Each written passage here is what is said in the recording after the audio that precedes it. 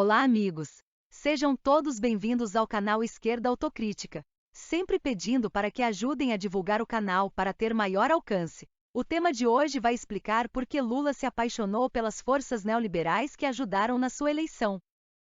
Que Lula mudou completamente em relação a décadas atrás, isso é um consenso. É uma verdade na qual não se deve duvidar. Mas seria ingênuo acreditar que essa mudança se deu apenas porque Lula ficou mais experiente, ponderado ou amadurecido. Devemos considerar o contrário, pois Lula abandonou toda a essência do antigo líder sindical, que desapareceu para sempre e não volta mais. Lula virou um grande pelego. Se distanciou totalmente das bases populares. Pensa o povo pobre de forma hierárquica e paternalista, e deseja resolver a pobreza de forma paliativa, dando migalhas e quinquilharias, enquanto, em contrapartida, deseja também favorecer o enriquecimento dos banqueiros e dos grandes empresários.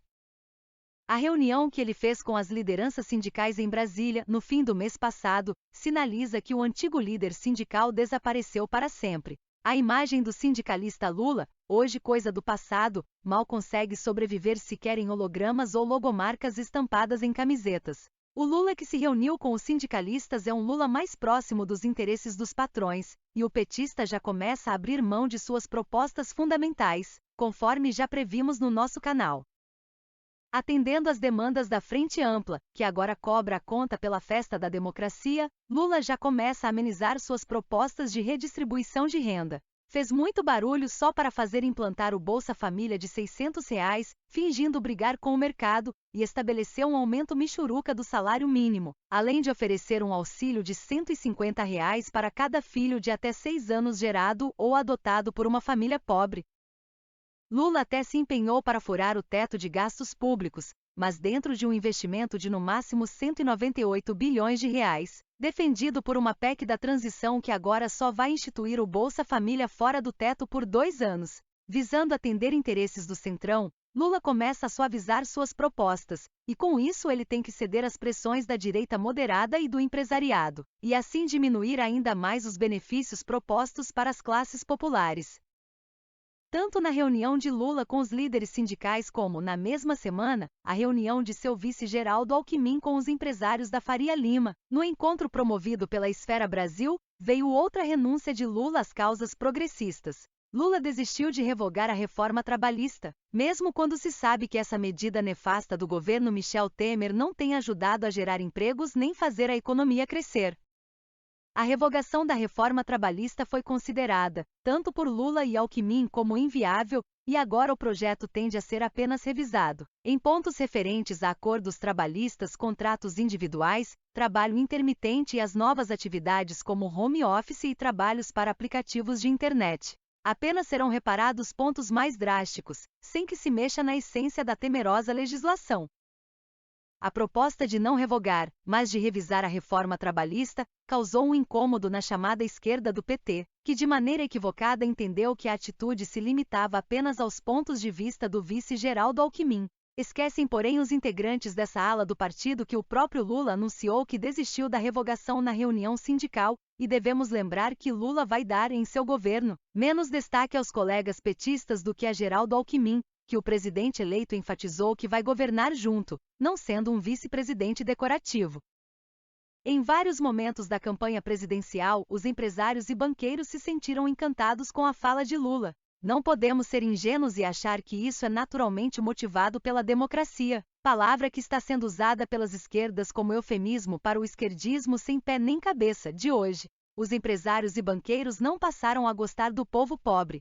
A motivação dessa postura do empresariado em favor de Lula é porque foi o petista que cedeu, estabelecendo concessões ao neoliberalismo que puseram fim ao projeto progressista do presidente eleito.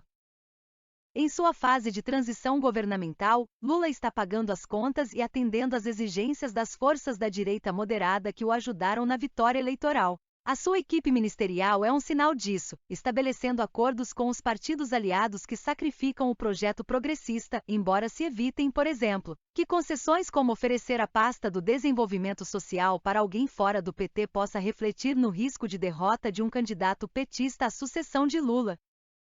A princípio, Lula pretende estabelecer o mínimo denominador comum entre os objetivos sociais do seu governo e os interesses do empresariado e do setor financeiro.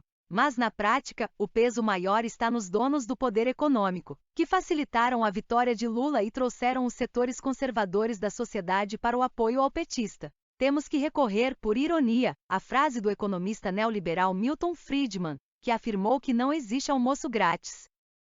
Por isso, a causa social de Lula acaba se voltando apenas ao combate à fome, ao desemprego, à miséria extrema, e permitir o acesso das classes populares ao consumismo, benefícios sociais paliativos e nos limites do neoliberalismo.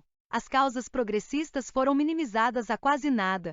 Daí ser ingênuo que as esquerdas do PT acreditem ainda que o Lula sindicalista irá voltar com vigor, bastando o aumento das mobilizações populares para informar ao petista da prioridade das pautas trabalhistas.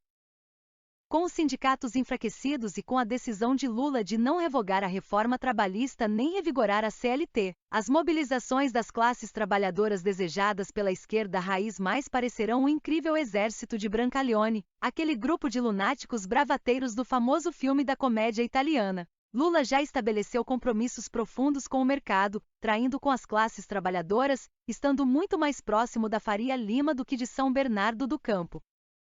De que adianta Lula chorar, em seus discursos e entrevistas, comovido ao se lembrar do seu passado sindical e dos colegas de trabalho de seu convívio pessoal? Comoções à parte, Lula não vai tomar essa emotividade para resgatar sua trajetória trabalhista. Amigos, negócios à parte. Hoje Lula está mais próximo dos neoliberais, empresários, economistas e banqueiros e, no máximo, dos grupos identitários, ligados a um ativismo de fachada que soa mais como diversão do que como luta política.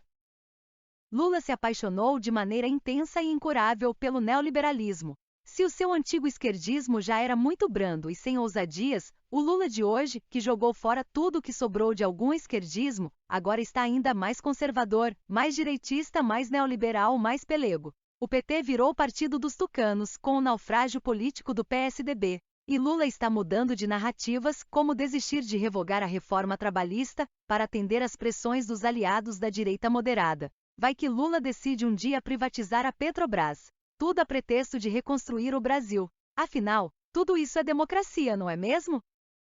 Foi o que tivemos por hoje. Agradeço a atenção. Um abraço a todos.